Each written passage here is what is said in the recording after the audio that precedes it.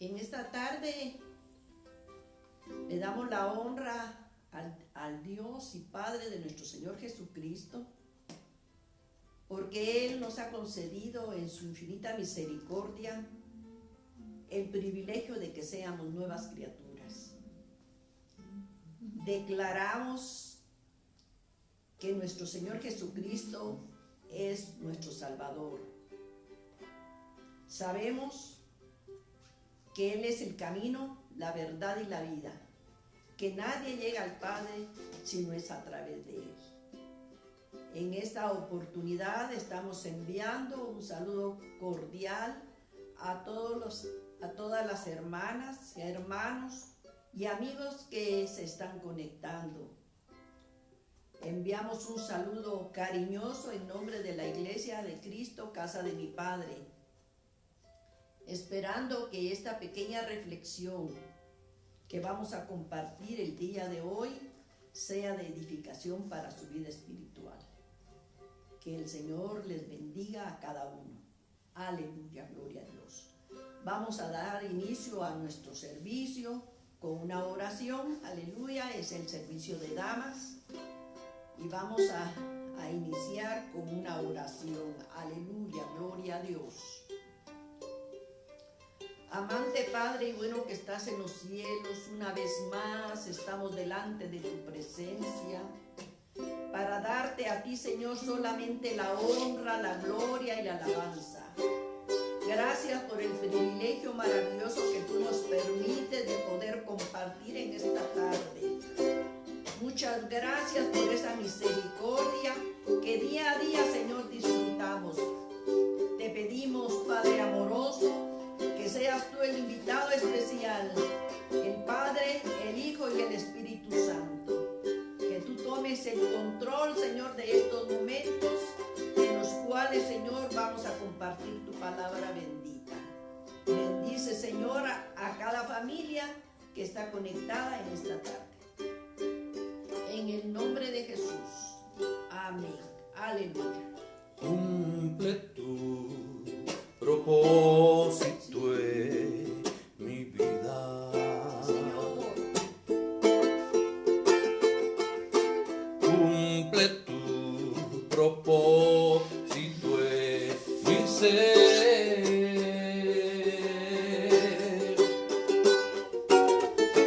Que tu misericordia sea fiel a mi vida. No olvides que obra de tus manos yo soy. Cumple tu propósito en mi vida. Cumple tu propósito en mi ser.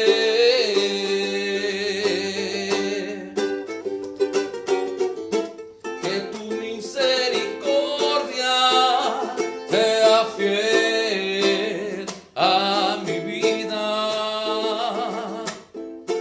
No olvides que obra de tus manos yo soy.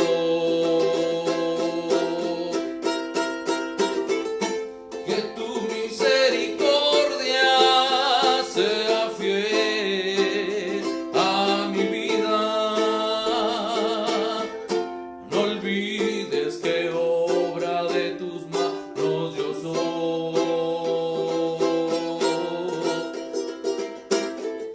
Que tu misericordia sea fiel a mi vida. No olvides que obra de tus manos yo soy. Aleluya, gloria a Dios. Gloria a Dios. Bendecimos el nombre del Señor en esta tarde. Amadas hermanas, gloria a Jesús. Y vamos a tener una meditación en el libro de los Salmos 138:8. Y dice la primera parte de este salmo: en el nombre del Padre, del Hijo y del Espíritu Santo. Dice, Jehová cumplirá su propósito en mí. Jehová cumplirá su propósito en mí. Que en esta oportunidad sea el Espíritu Santo el que tome el control para que nosotros podamos llevar esa palabra que desea el Padre, que podamos transmitírsela a sus hijos. En el nombre de Jesús. Aleluya. Al leer esta palabra, que es muy pequeño el pensamiento que está aquí, dice que Jehová cumplirá su propósito en mí, dice. Ahora, ¿qué es un propósito? Un propósito es un deseo, es una intención, es una voluntad. Nuestro Padre Celestial tiene deseos específicos para cada uno de nosotros.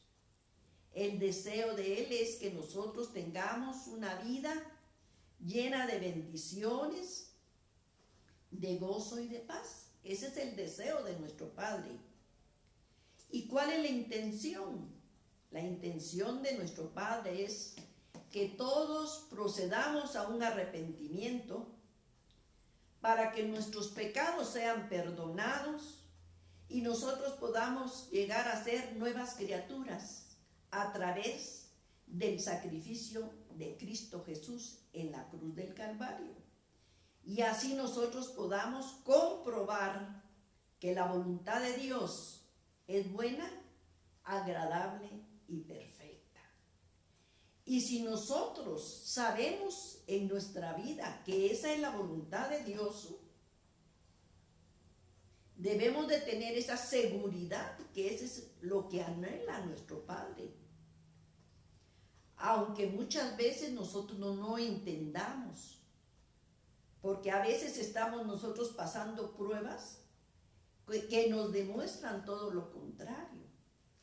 Pero nosotros debemos de saber esperar en nuestro Padre. Aleluya. Como hijos y como hijas que somos nosotros, debemos de saber que nuestro Padre tiene un propósito definido y especial para cada uno en nuestra vida.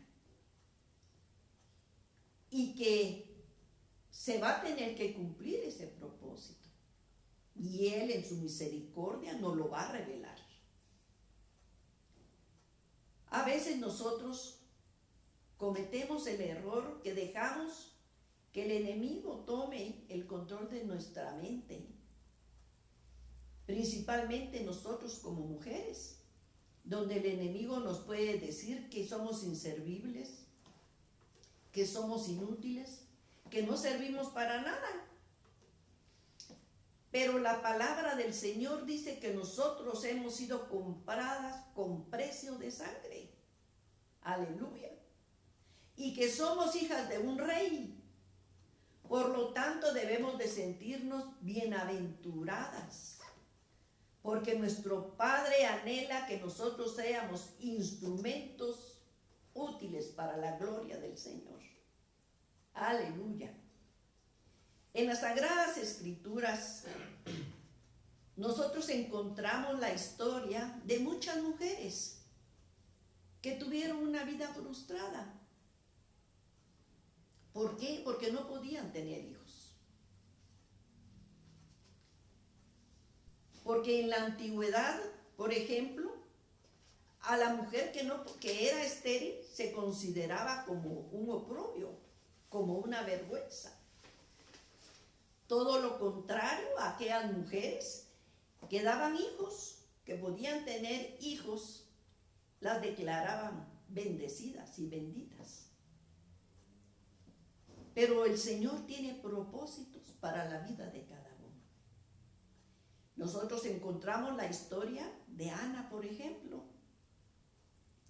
que Ana dice que quiere decir gracia. Y esta mujer era estéril y se había casado con un hombre llamado Elcana. Y dice que él amaba mucho a Ana, a pesar de que ella era estéril. Pero él tenía otra esposa. Y esta esposa sí le había dado varios hijos.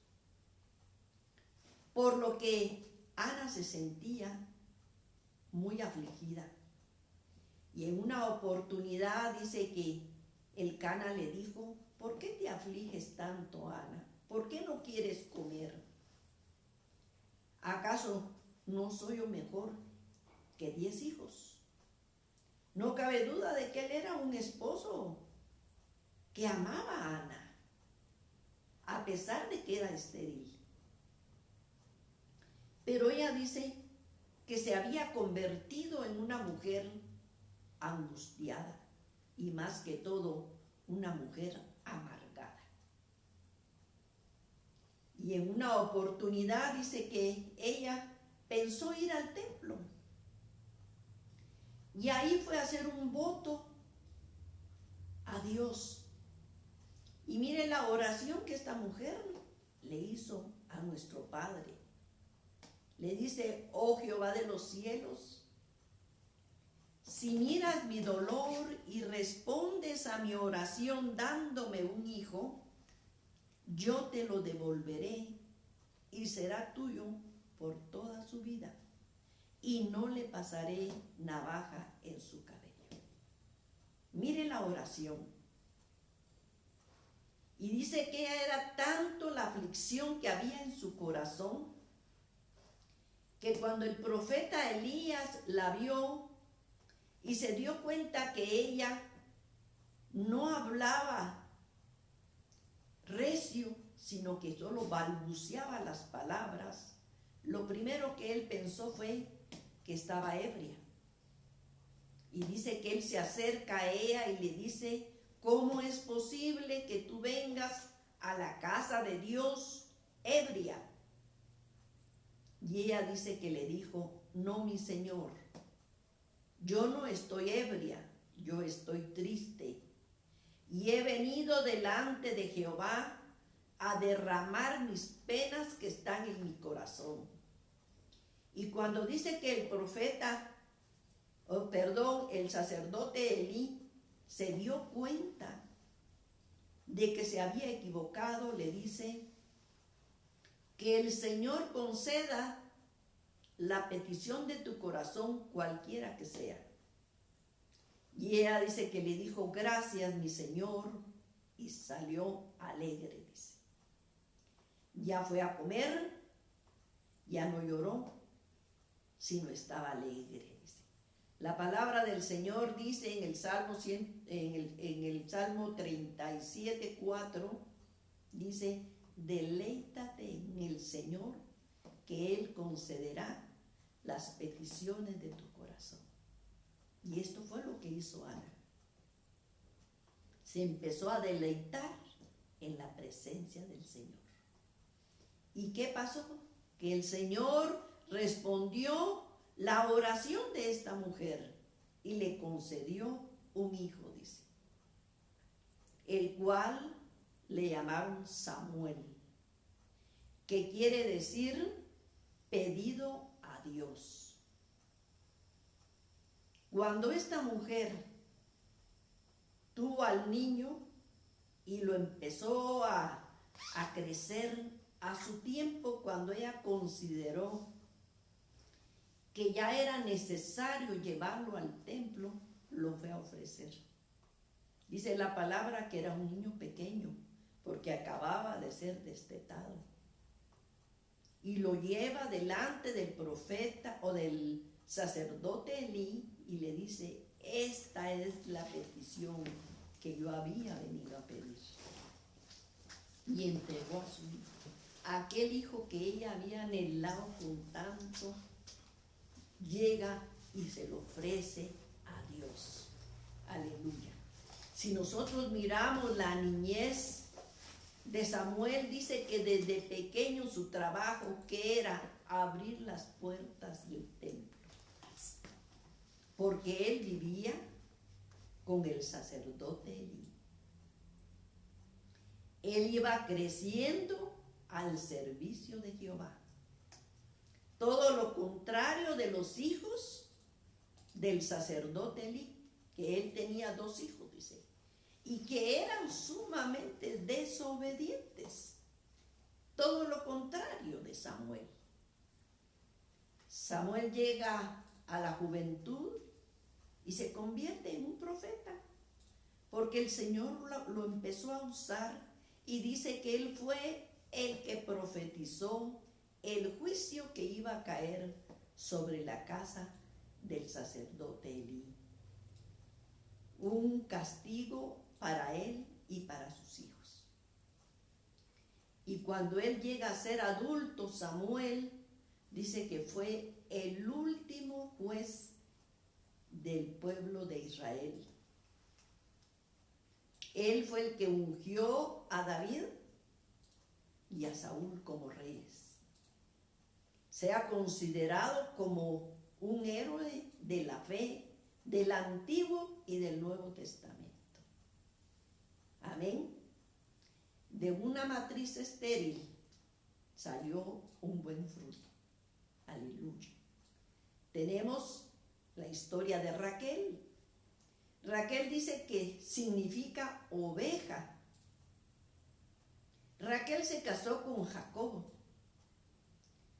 Dice que era de hermoso parecer, pero era estéril.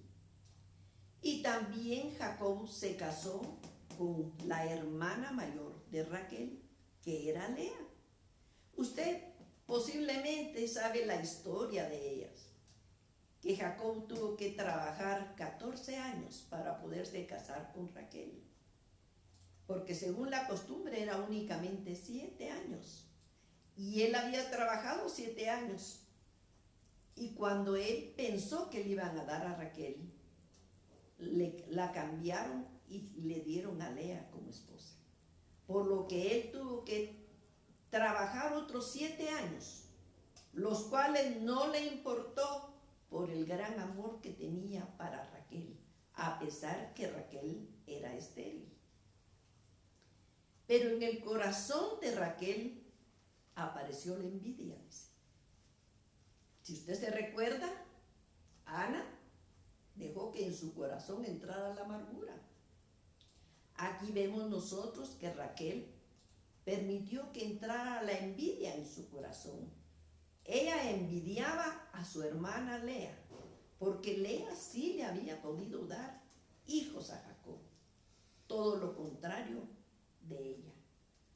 Y dice que era un día tanto la desesperación de esta mujer de Raquel, que le dijo a su esposo: dame un hijo o me muero. Y dice que Jacob le contestó enojado: ¿acaso yo soy Dios para poder concederte un hijo? Es Dios el que te ha dejado estéril. Raquel equivocadamente pensaba que su esposo le podía conceder el anhelo de su corazón, que era un hijo. Él podía ser únicamente un instrumento, pero las peticiones y todo está bajo la voluntad de nuestro Padre Celestial. Y muchas veces nosotros cometemos esos errores, amadas hermanas, que lo primero que nosotros tenemos que hacer cuando tenemos un problema, cuando tenemos una petición, acudir a nuestro Padre, clamar y pedir misericordia. Pero muchas veces nos vamos a lugares equivocados o estamos pidiendo consejo a personas equivocadas. La palabra del Señor dice en Jeremías 33:3: clama a mí y yo te responderé, y te enseñaré cosas grandes y ocultas que tú no conoces. Dice que Raquel se sentía estresada porque había dejado que la envidia entrara en su corazón, que en cierta oportunidad, dice, ella vio cuando Rubén, su sobrino, que era el primogénito de Lea y de Jacob, llevaba una mandrágora, que es una fruta. Ella dice que llega delante de su hermana Lea y le dice: dame esas mandrágoras. Y ella dice que la hermana le contestó enojada: ¿acaso no ha sido suficiente con que tú me has quitado a mi esposo? Y ahora quiere las mandrágoras que me ha traído mi hijo. Y ahora yo entiendo el por qué ella deseaba tanto de esa fruta. Dice que esta fruta, el significado era que le decían manzanas de amor. Y dice que esta fruta despedía un olor muy fuerte, que según creían que eran filtros de amor, y que esta planta tenía la virtud de ser fertilizante. Por eso las mujeres olían tanto esta fruta para poder quedar embarazadas. Entonces por eso Raquel desesperadamente le pidió a su hermana Lea estas frutas. Y dice que ellas hicieron un trato. Mire hasta dónde puede llegar una mujer desesperada. Y Lea le dijo: está bien, yo te doy la fruta, pero a cambio de que Jacob duerma conmigo. Y dice que venía Jacob cansado de su trabajo cuando aparece al encuentro Lea y le dice: hoy te toca dormir conmigo, porque te he alquilado por unas mandrágoras que yo tuve que darle a Raquel. Mire, qué desesperación la de esta mujer, cuando muchas veces nosotros tenemos la solución en nuestras manos de clamar y de pedir misericordia a nuestro Padre. Aleluya. Entonces dice que Dios tuvo misericordia de ella y le concedió un hijo. Ya cuando Lea tenía ya casi 6 hijos, le dio uno a Raquel, que se llamó José, que quiere decir que añada otro. Dice que José, sabemos nosotros que en su niñez fue un niño soñador, que siempre él contaba los sueños que tenía y que a su tiempo y al transcurrir el tiempo, se cumplieron en una realidad. Él llegó a ser joven y el Señor le dio la interpretación de sueños. Y eso lo podemos nosotros encontrar cuando en la palabra, cuando nos dice acerca de que cuando José estaba preso, con él estaban 2 empleados del rey, del faraón. Uno era copero y el otro era panadero. Y los 2 tuvieron un sueño diferente. Y no había quien le diera la interpretación. Y José, siendo joven, le dio la interpretación.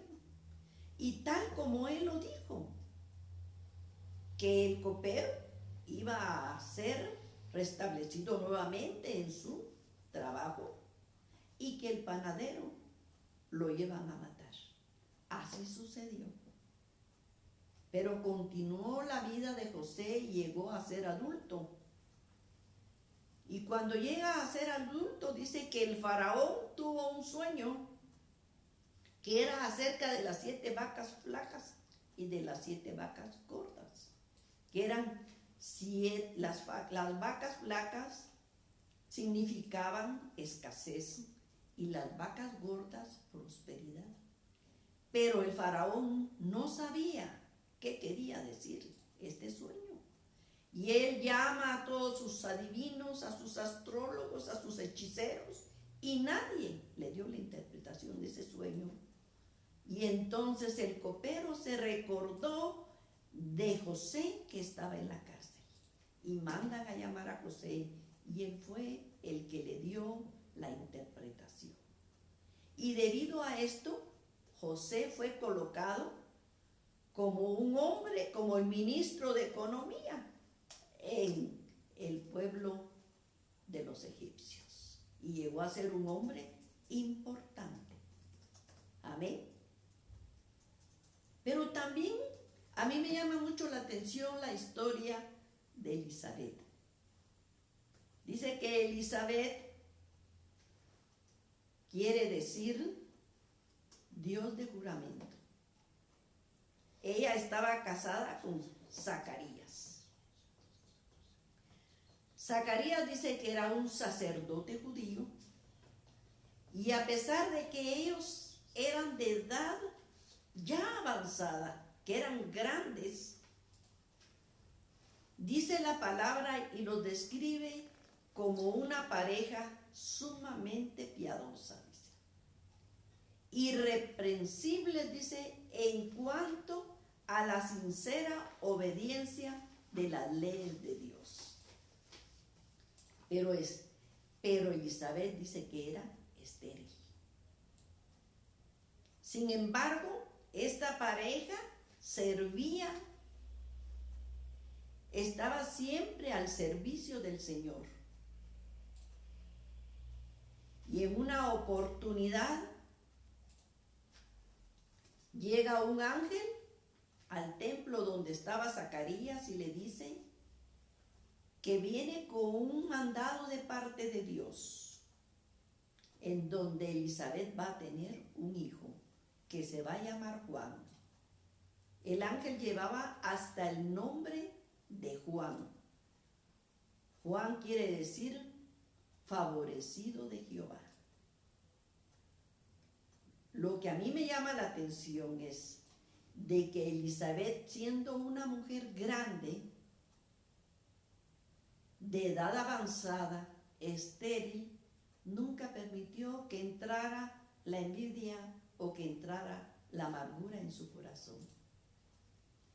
Y cuando este ángel le avisa a Zacarías que iban a ser padres, de una vez le informa el ángel: el nacimiento de Juan va a ser mucha alegría para muchos, porque va a ser un hombre grande entre los hombres de Dios. Él va a ser lleno del Espíritu Santo aún antes de su nacimiento, porque él va a ser profeta del Altísimo.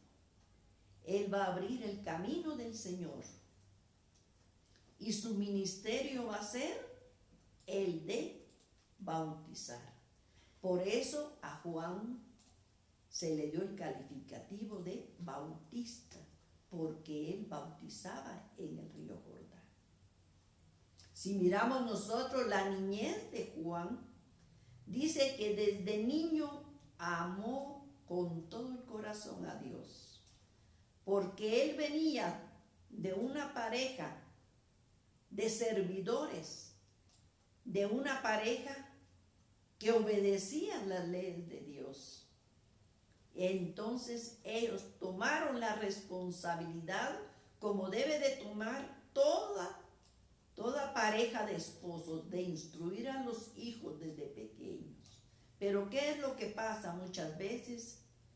Que a veces, siendo servidores, se olvidan de la viña que el Señor les ha permitido tener.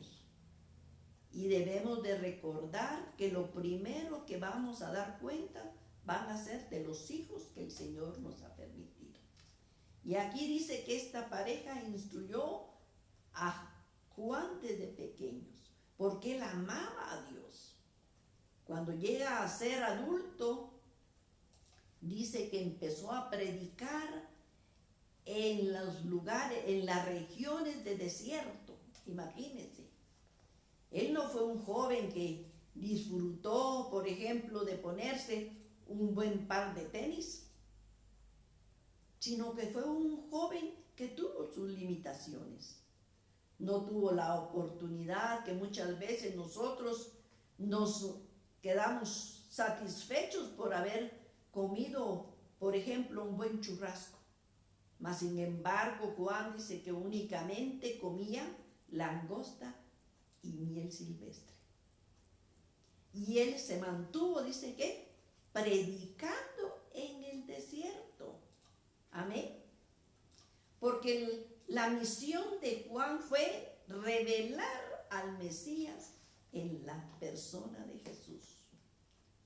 Juan el Bautista siempre habló y dijo del Señor.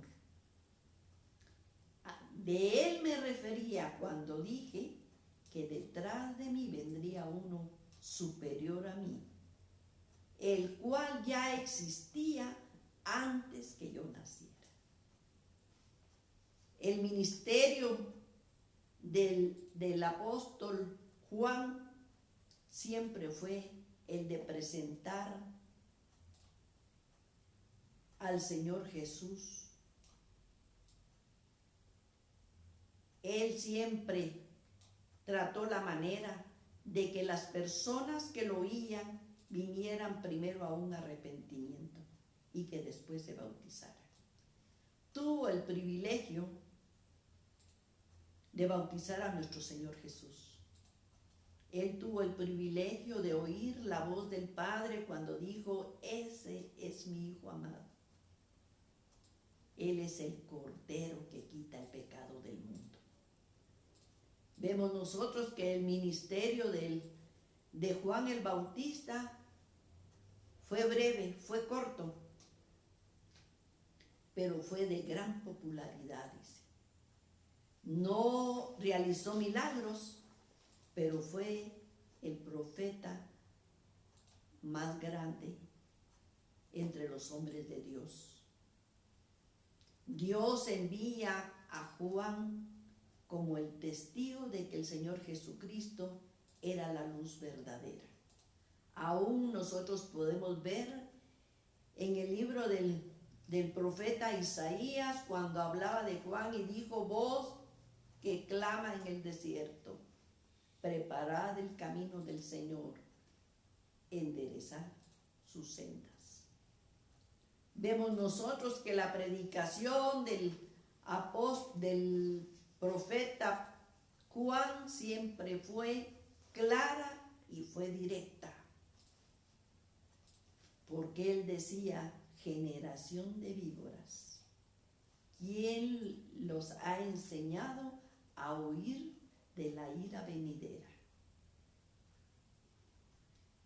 Vengan con frutos de arrepentimiento, decía él. Además, él decía: porque el hacha ya está puesta a la raíz de los árboles, y todo árbol que no dé buen fruto va a ser quitado y va a ser echado al fuego. Y esa predicación no solo fue en aquel tiempo, ni fue dada únicamente por Juan el Bautista, sino el día de hoy todavía está esa misma predicación, en que nosotros vengamos arrepentidos, que tengamos el deseo de tener un verdadero convertimiento, aleluya, y que podamos reconocer a Cristo Jesús como nuestro Salvador. Juan estaba convencido que él había venido a la tierra con un propósito específico y definido de parte de Dios, el cual él cumplió a cabalidad. En el corazón de este varón nunca hubo envidia de que fuera mejor que el Señor Jesús. Nunca hubo amargura de que el ministerio de él tenía que menguar, porque el ministerio del Señor Jesús tenía que crecer. Él sabía cuál era el lugar que él ocupaba aquí en la tierra. Y él siempre habló bien del Señor Jesús. Y nosotros lo vamos a leer aquí en el libro de Juan, en el capítulo 3 y en el verso 26, dice que los discípulos le dijeron a Juan, maestro, le dijeron, Juan 3, 26, maestro, le dijeron a Juan sus discípulos, el hombre con quien estuviste al otro lado del Jordán, el que según tus propias palabras es el Mesías, está bautizando también, y todo el mundo está yendo allá en vez de venir a nosotros. Dios determinará desde el cielo el trabajo de cada individuo, le respondió Juan. Mi tarea es prepararle el camino a ese hombre para que todo el mundo se vaya atrás de él. Ya les dije que no soy el Mesías. Estoy aquí única y exclusivamente para prepararle el camino. Es natural que las multitudes corran tras lo principal, que es el novio, y que se deleite en la presencia de la novia, y que el amigo del novio se regocije con él. Yo soy el amigo del novio y me alegra que triunfe. Él tiene que crecer en importancia cada día. Yo, al contrario, tengo que decrecer.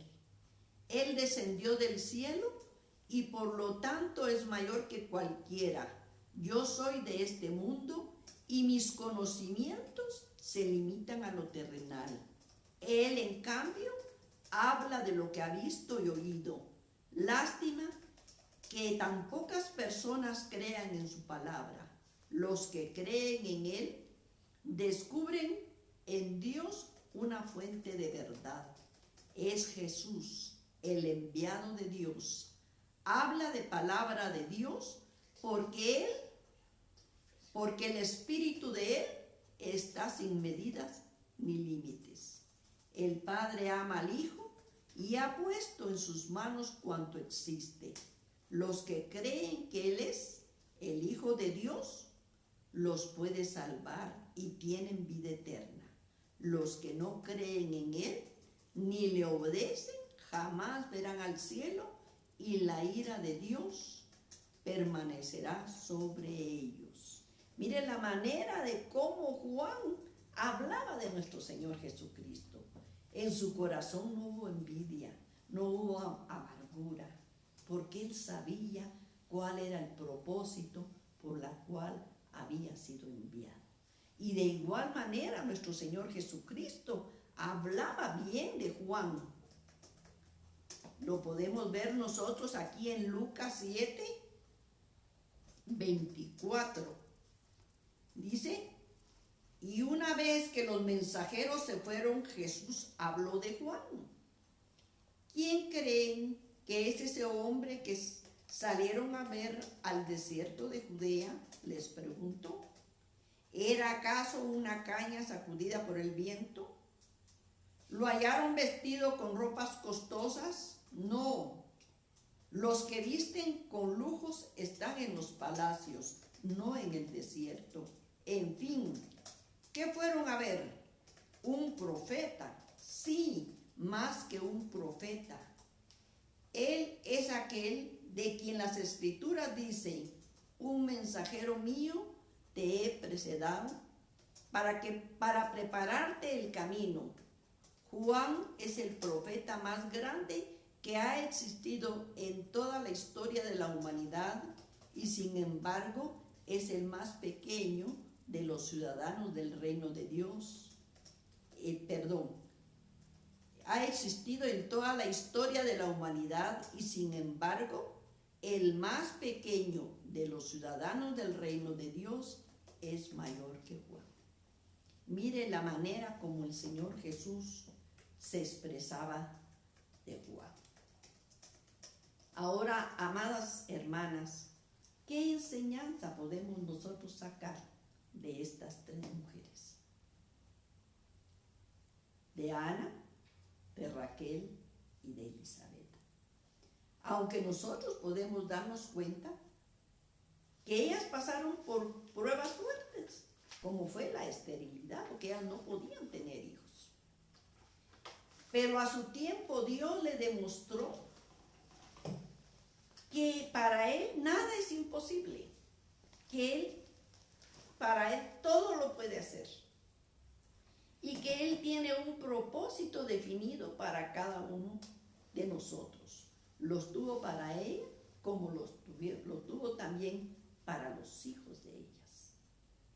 Ana, por ejemplo, tuvo que sacar la amargura de su corazón. ¿Qué dice Hebreos 12:15? Dice, no dejen que en ustedes broten las raíces de amargura, porque éstas al salir a la superficie pueden causar problemas serios y dañar la vida espiritual de muchos. Entonces quiere decir que somos nosotros las que debemos de ¿qué? De rechazar, de no permitir que la raíz de amargura llegue a nuestra vida. Porque la persona que es amargada no únicamente va a dañar, no únicamente se va a dañar a ella, sino que va a dañar a todas las personas que lo rodean. Una mujer amargada va a dañar a su esposo. Una mujer amargada va a dañar a sus hijos. Por eso es tan importante que no dejemos que en nuestro corazón aparezcan raíces de amargura. Amén. Cuando Ana cambió su actitud y ella reconoció su error, dice que su oración fue escuchada y el Señor le respondió, y le respondió el anhelo de su corazón. Mire, y otra cosa impresionante de la vida de Ana es que cuando ella llega al templo y ofrece un voto y le dice al Señor que si le va a conceder tener un hijo, ella se lo va a devolver. Muchas veces nosotros tenemos esas actitudes, que cuando a veces deseamos algo, venimos delante de nuestro Padre y le pedimos y le ofrecemos un montón de cosas. Pero ¿qué es lo que pasa? Que cuando nuestros deseos son contestados, nuestras peticiones, el Señor nos responde, nosotros nos olvidamos de los compromisos que hemos hecho con el Señor. Mas sin embargo, esta mujer, cuando su anhelo más grande era llegar a tener un hijo, ella se despojó y se lo entregó voluntariamente, porque sabía que su padre le había respondido. Amén. Mire qué preciosa la enseñanza de que no se olvidó de lo que le había prometido. Y dice que esa actitud le agradó al Padre, de ver lo que ella había hecho. ¿Y qué pasó? Que la premió. Ella le había pedido un hijo y Dios le concedió 5 hijos más, y Samuel era el otro, eran 6. Le concedió 4 hombres y 2 mujeres. Y ahora podríamos ver que le ganó a Penina, hermanas. Penina se burlaba de ella porque era estéril, mas sin embargo esta mujer agradó a Dios y Dios la recompensó. Y dice la palabra de que ella llegó a la edad de 84 años, era ya una anciana y servía fielmente en el templo, porque ella era la profetisa del templo. Mire qué hermoso. Amén. Raquel sacó de su corazón la envidia, porque ella se dio cuenta que la envidia, dice, no se origina de Dios. La envidia es terrenal, es carnal y es diabólica. Y donde hay envidia, hay un desorden y todo tipo de maldad. Eso lo dice en el libro de Santiago 3, en el verso 15 y 16. Entonces no debemos de dejar que la envidia llegue a nuestro corazón. Y cuando Raquel se dio cuenta y ella reconoció que uno de los estorbos más grandes que eran para acercarse a Dios y pedir algo era nuestra condición. Algo muy importante, hermanos, es que para pedirle algo a nuestro Padre, primero tenemos que ver cómo está nuestra condición. Aleluya. Y entonces cuando ella reconoció, cambió su actitud, porque ella se dio cuenta que era incorrecto como ella estaba actuando, y dice que cambió su actitud y Dios le concedió un hijo.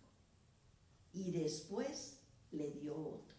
O sea que a Raquel le dio a José y a Benjamín.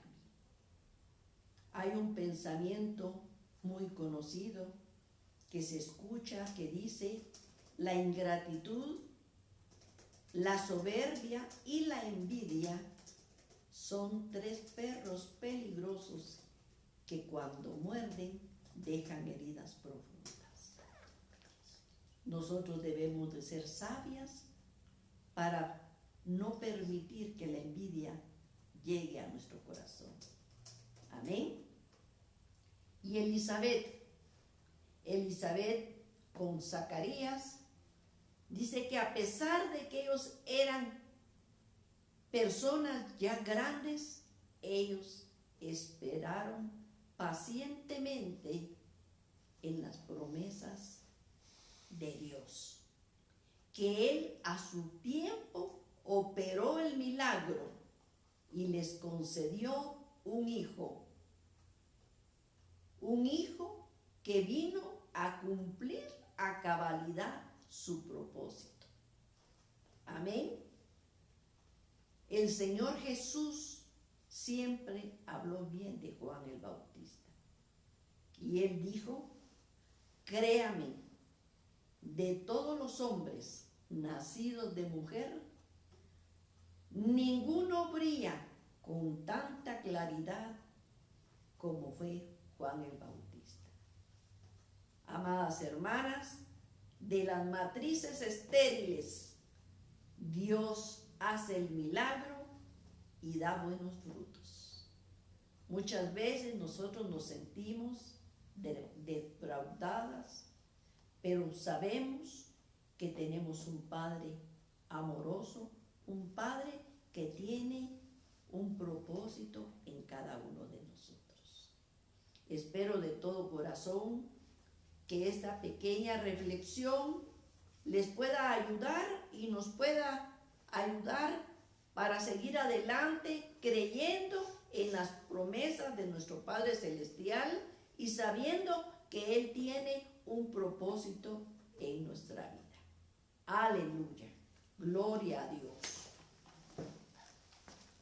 Vamos a darle gracias al Señor por la oportunidad que nos permite y para que podamos estar nuevamente con ustedes. Aleluya. Padre bueno que estás en los cielos, te damos la gloria, te agradecemos, Padre Celestial, por esta oportunidad que tú nos permites. Muchas gracias, Señor amado, porque tú has sido fiel a tus promesas y porque deseamos de todo corazón que tú, Señor, cumplas el propósito que tú has tenido para cada uno de nosotros. Te alabamos y te bendecimos en esta tarde, mi Rey. En el nombre de Jesús. Amén. Aleluya. Cumple tu propósito en mi vida.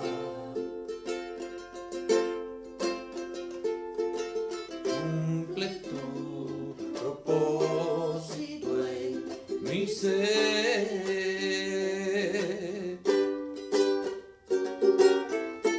Que tu misericordia sea fiel a mi vida.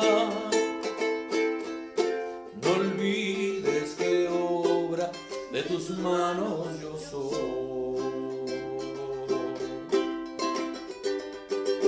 Cumple tu propósito en mi vida. Sí, Señor. Cumple tu propósito en mi ser.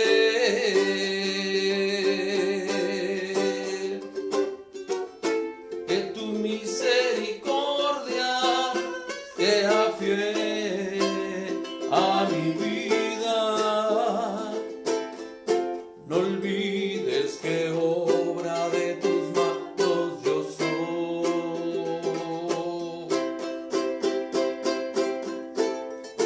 Que tu misericordia sea fiel a mi vida.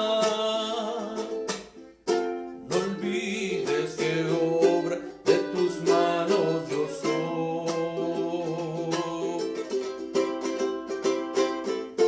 Que tu misericordia sea fiel a mi vida.